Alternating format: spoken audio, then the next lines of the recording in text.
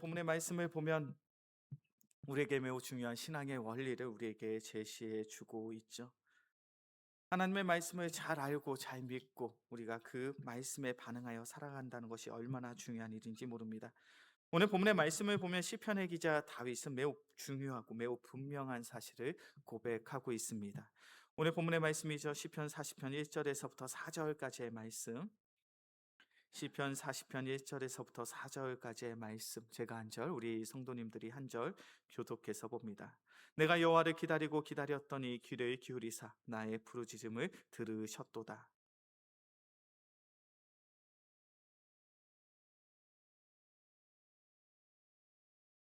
새 노래를 곧 우리 하나님께 올릴 찬송은 내 입에 두셨으니 많은 사람이 보고 두려워하여 여호와를 의지하리로다.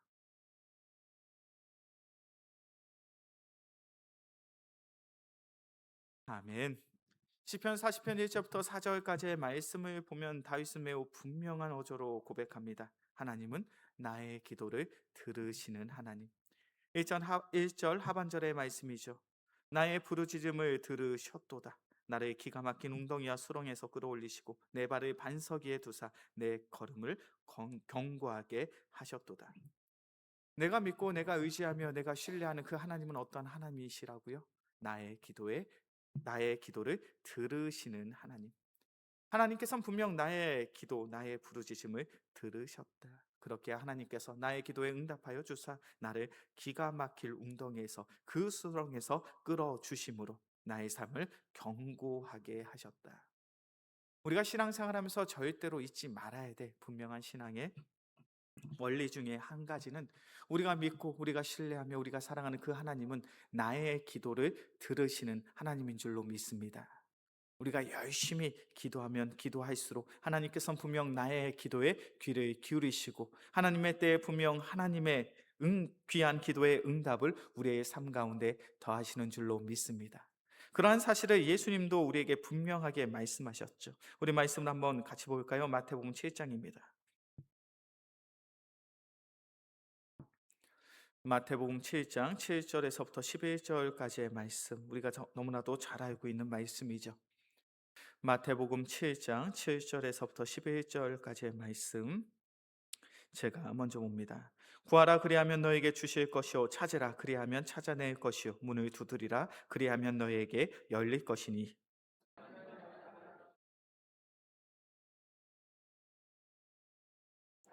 너희 중에 누가 아들이 떡을 달라 하는데 돌을 주며, 함께 묵독합니다. 너희가 악한 자라도 좋은 것으로 자식에게 줄 알거든 하물며 하늘에 계신 너희 아버지께서 구하는 자에게 좋은 것으로 주시지 않겠느냐. 아멘. 마태복음 7장 7절부터 11절까지의 말씀을 보면 예수님은 매우 분명하게 말씀하시죠. 구하라 그리하면 너희에게 주실 것이요 찾으라 그리하면 찾아낼 것이요 문을 두드리라 그리하면 너희에게 열릴 것이라. 우리가 이 땅 가운데 살아가며 내가 해결할 수 없는, 내가 감당할 수 없는 그러한 삶의 문제들이 있습니다. 그럴 때마다 우리가 그 문제를 가지고 하나님께 구하면 하나님께서 그 문제를 해결해 주시고, 우리가 하나님 앞에 나아가 찾으면 하나님께서 그 문제의 해답을 찾아 주시며, 우리가 문을 두드리면 그 닫힌 문이 열리게 되는 놀라운 은혜와 은총을 분명 우리의 삶 가운데 더해 주실 줄로 믿습니다. 특별히 예수님이 말씀하시죠. 하나님은 어떠한 하나님이십니까? 아들이 떡을 달라 하는데 돌을 주는 아버지는 없죠. 생선을 달라 하는데 뱀을 줄 사람이 없습니다. 아무리 악한 자라도 자식에게 좋은 것으로 줄 알거든 하물며 하늘에 계신 너희 아버지께서 구하는 자에게 좋은 것으로 주시지 않겠느냐. 우리가 주님 앞에 나아가 간구하며 기도하며 간절함으로 기도할 때 하나님께서는 분명 우리의 삶 가운데 좋은 것으로, 선한 것으로, 은혜로운 것으로 더해 주실 줄로 믿습니다. 정말 그 사실을 믿으십니까? 정말로 그러한 하나님을 믿고 신뢰함으로 우리의 삶의 문제들을 주님 앞에 내어 맡기고 계십니까? 그런데 너무나도 안타깝게 또 우리는 내가 하나님이 나의 기도를 들으시는 그러한 하나님이라는 그 사실을 내 입술로 고백하지만 정작 우리의 마음은 그러한 하나님을 크게 신뢰하지 않을 때가 참으로 많습니다. 우리가 열심히 기도하지 않을 때가 더욱 많다라는 거죠. 우리의 삶 가운데 내가 해결할 수 없을 것만 같은 크고 어려운 문제들이 발생합니다.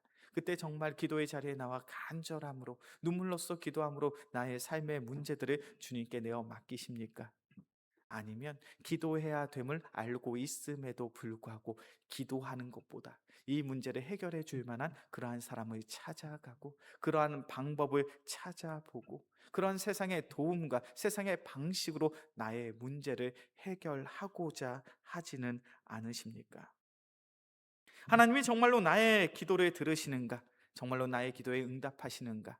우리는 그 사실을 믿는다라고 고백하지만 정작 우리의 삶 가운데 그런 하나님에 대한 의심의 마음이 있어서 간절함으로 하나님께 기도하지 못하는 그러한 연약한 우리의 모습을 발견하기도 합니다. 왜 우리가 하나님께 우리의 삶의 문제를 내어 맡기지 못하고 우리가 간절함으로 기도하지 않을까요? 그것은 내가 기도했음에도 불구하고 나의 문제가 해결되지 않는, 아니 오히려 열심히 기도했음에도 불구하고 오히려 나의 삶이 더욱 어려워지는, 나의 문제들이 더욱 악화되는 그러한 삶을 우리가 목격하기 때문입니다. 오늘 본문의 말씀 시편의 말씀을 보면 다윗의 상황이 그거로 했습니다. 시편 40편 2절의 말씀을 보면 다윗은 지금 현재 자신의 상황을 어떻게 고백합니까? 내가 기가 막힐 웅덩이와 수렁에 빠졌다라고 다윗은 고백하죠. 오늘 본문에서 말씀하고 있는 이 기가 막힐 웅덩이, 이 본문의 이 문장을 히브리어 그대로 직역을 하면 이렇게 됩니다. 파멸의 깊은 구덩이. 파멸의 깊은 구덩이라는 것이 어떠한 구덩이입니까? 사람이 빠지면 죽게 되는 구덩이. 그냥 그곳에 빠짐으로 인하여 나의 인생은 끝나는 구덩이입니다. 그것이 오늘 본문에서 말씀하고 있는 기가 막힐 웅덩이죠. 그리고 이전의 말씀을 보면 다윗은 기가 막힐 웅덩이와 수렁에 내가 빠져 있다라고 이야기합니다. 이 본문에서 말씀하고 있는 이 수렁은요, 히브리어 원어를 보면 진창, 늪이라는 뜻을 가지고 있습니다. 늪이 어떠한 곳입니까? 빠지면 쉽게 빠져나올 수 없는, 아무리 발버둥 쳐도 그곳에서 헤어나올 수 없어서 결국 죽음을 맞이할 수밖에 없는 그러한 공간, 그러한 장소가 바로 늪이죠. 기가 막힐 웅덩이와 수렁이라는 것은 다윗은 나의 인생, 나의 처지가 그렇다는 겁니다. 나는 지금 파멸의 깊은 구덩이에 빠졌다는 것이죠. 나는 지금 당장 죽어도 전혀 이상하지 않을 그러한 고난과 그러한 시련과 그러한 역경이 나의 인생 속에 있다는 겁니다. 더욱이 그러한 고난, 그러한 시련이 나의 인생 속에 참으로 오래되었죠. 그렇게 시편 40편 1절의 말씀을 보면 다윗은 이렇게 고백합니다. 내가 여호와를 기다리고 기다렸더니.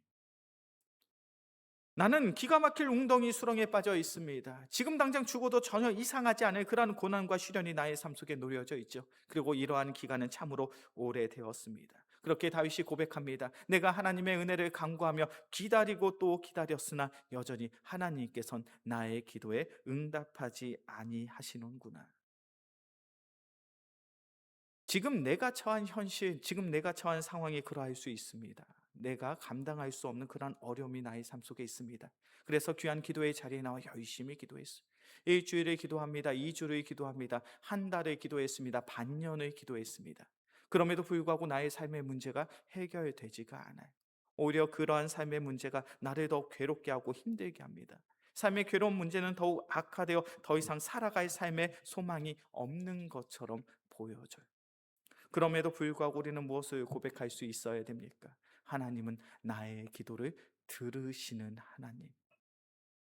우리가 잘 아는 것처럼 다윗은 이스라엘의 두 번째 왕이 되었습니다. 특별히 남유다의 왕이 되었을 때, 이스라엘의 왕이 되었을 때 다윗의 나이가 몇 살이었는지 혹시 아십니까?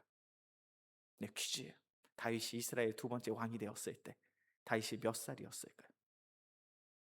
몇 살이었을까요?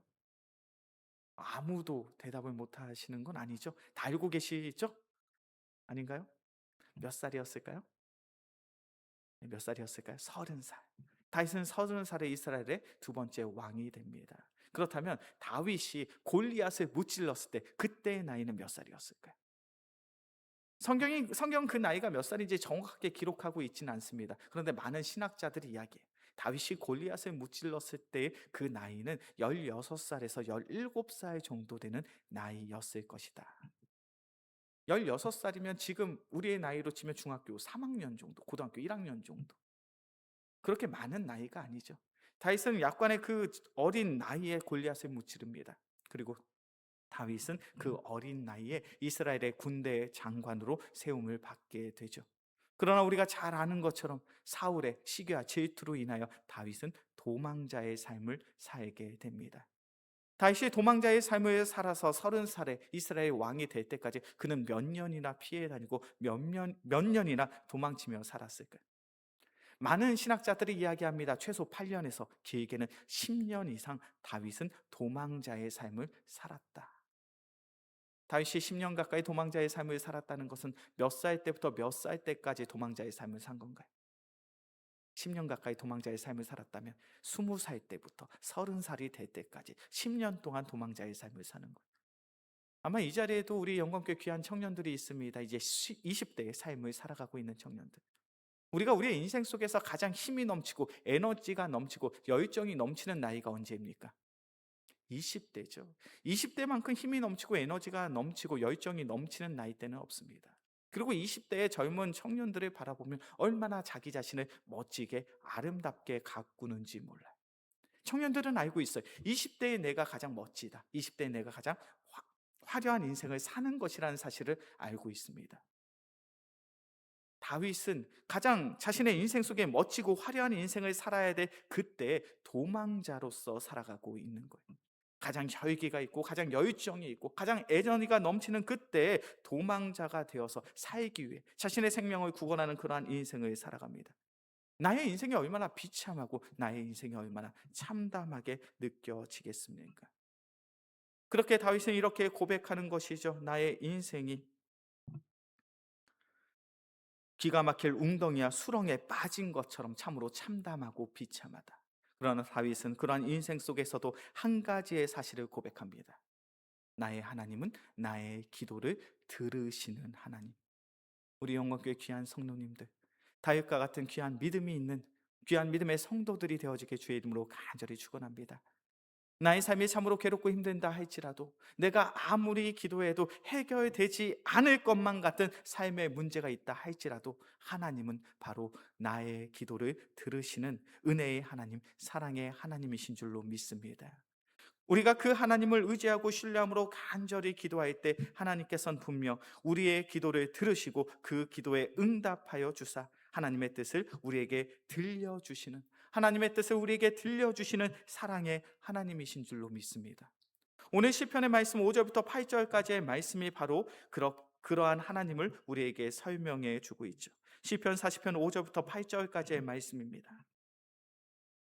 시편 40편 5절부터 8절까지의 말씀, 제가 한 절, 우리 성도님들이 한 절 교독해서 봅니다. 여호와 나의 하나님이여, 주께서 행하신 기적이 많고 우리를 향하신 주의 생각이 많아 누구도 주와 견줄 수가 없나이다. 내가 널리 알려 말하고자 하나 너무 많아 그 수를 셀 수 없나이다.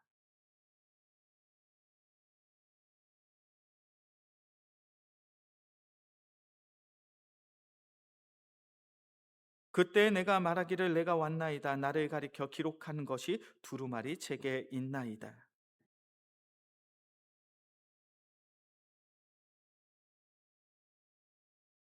아멘.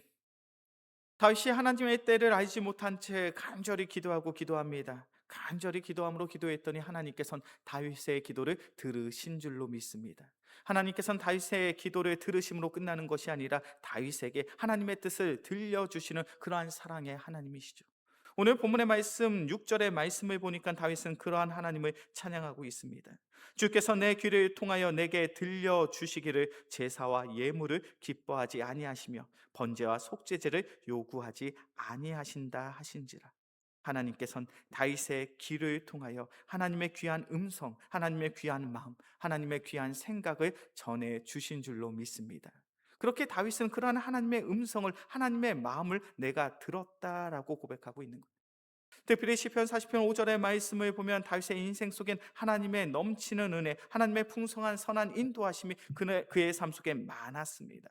다윗은 고백합니다. 내가 간절히 기도했더니 하나님의 그러한 선한 인도하심을 내가 발견할 수 있게 되었다. 그리고 6절의 말씀을 보니까 하나님이 무엇을 기뻐하시는지, 내가 하나님의 마음과 하나님의 생각을 들게 되었다. 그러면서 7절의 말씀을 보니까 다윗이 무엇을 고백하고 있습니까? 시편 40편 7절의 말씀이죠. 시편 40편 7절의 말씀 함께 봉독합니다. 그때 내가 말하기를 내가 왔나이다. 나를 가리켜 기록한 것이 두루마리 책에 있나이다. 7절의 말씀을 보니까 다윗이 무엇을 고백하고 있습니까? 나를 가리켜 기록한 것이 두루마리 책에 있나이다. 나에 대한 이야기가 어디에 기록되어 있다고요? 어디에 기록되어 있다고요? 두루마리 책에 있다고요. 나에 대한 기록이 두루마리 책에 있습니다. 이 7절에서 말씀하고 있는 이 두루마리 책은 무엇일까요? 지금 우리로 치면 이 두루마리 책이 무엇입니까? 성경인 거죠. 다윗이 지금 무엇을 고백하고 있습니까? 내가 성경을 보았더니 이 성경에 누구에 대한 이야기가 있다고요? 나에 대한 이야기가 있다고요. 다윗은요, 그가 간절함으로 기도했더니 하나님의 마음, 하나님의 생각을 듣게 되었다는 거예요. 다윗이 하나님의 마음, 하나님의 생각, 하나님의 선한 인도하심이 있음을 내가 보게 되었고 내가 듣게 되었습니다. 그런데 다윗이 무엇을 통하여 하나님의 마음과 하나님의 생각과 하나님의 선한 인도하심을 보게 되고 듣게 되었습니까? 7절의 말씀을 보니까 두루마리 책, 성경을 통해서. 우리는요, 우리의 신앙의 여정 가운데 우리가 간절함으로 기도하면 하나님의 마음, 하나님의 생각, 하나님의 음성을 듣게 될 줄로 믿습니다. 근데 그 음성, 그 하나님의 생각, 하나님의 마음을 무엇을 통해서 듣게 될까요? 7절의 표현대로 하면 성경의 말씀을 통해서 듣게 되는 줄로 믿습니다. 그렇게 우리가 하나님의 말씀을 깊이 묵상하는 것이 얼마나 중요한지 몰라요. 하나님의 말씀에 능력이 있는 줄로 믿습니다. 그런데 그 하나님의 말씀엔 어떠한 능력이 있는가? 데살로니가전서 2장 13절의 말씀이에요. 우리 말씀을 함께 찾아봅니다. 데살로니가전서 2장 13절의 말씀.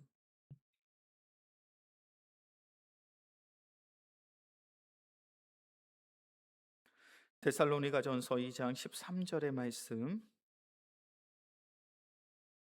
함께 봉독합니다. 이러므로 우리가 하나님께 끊임없이 감사함은 너희가 우리에게 들은 바 하나님의 말씀을 받을 때 사람의 말로 받지 아니하고 하나님의 말씀으로 받음이니 진실로 그러하도다. 이 말씀이 또한 너희 믿는 자 가운데서 역사하느니라. 아멘. 하나님께서 우리의 삶 가운데 하나님의 말씀을 더하시는 줄로 믿습니다. 그런데 우리는 하나님의 말씀을 무엇을 통해서 알 수 있습니까? 설교의 시간을 통하여 하나님의 말씀을 우리는 듣게 될 줄로 믿습니다. 우리는 성경을 통하여 설교의 시간을 통하여 하나님의 말씀을 받음으로 말미암아 그 말씀이 우리의 마음, 우리의 심령 가운데서 어떻게 된다고요? 13절 하반절의 말씀을 보니까 역사하느니라. 하나님의 말씀이 우리의 삶 가운데 역사한다는 것이 어떠한 삶을 의미합니까?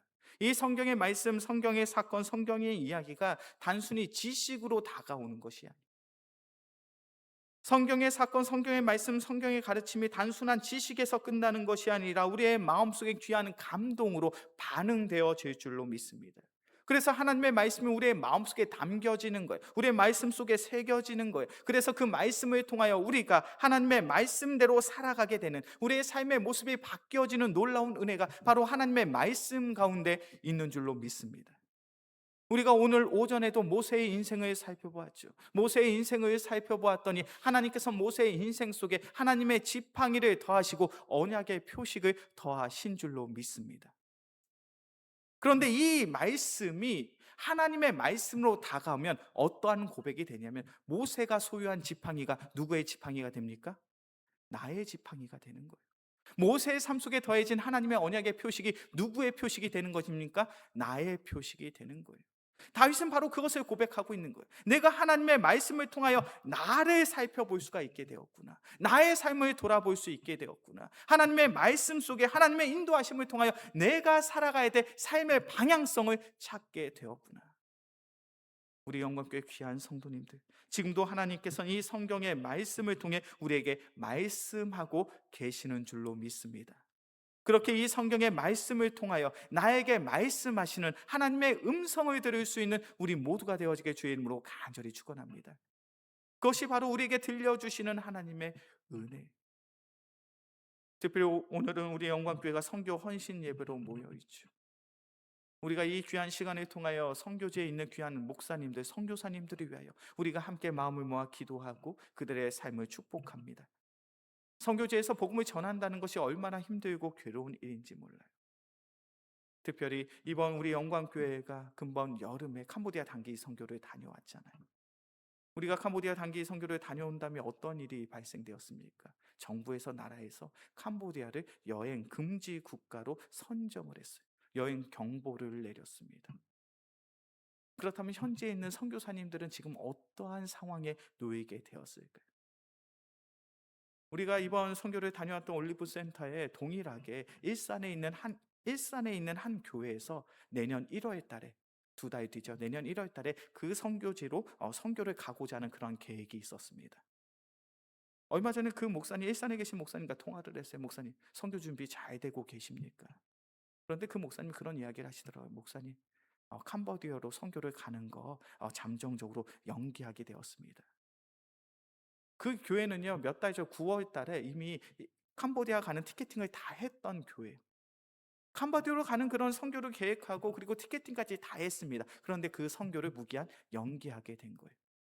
왜 그렇습니까? 나라에서 여행 금지 국가로 선정을 해버려서 교회 안에 공무원으로, 교회 안에서 선생님으로 계신 분들이 정부의 법령에 의해서 여행 금지 국가에는 여행을 갈 수가 없다는 거예요.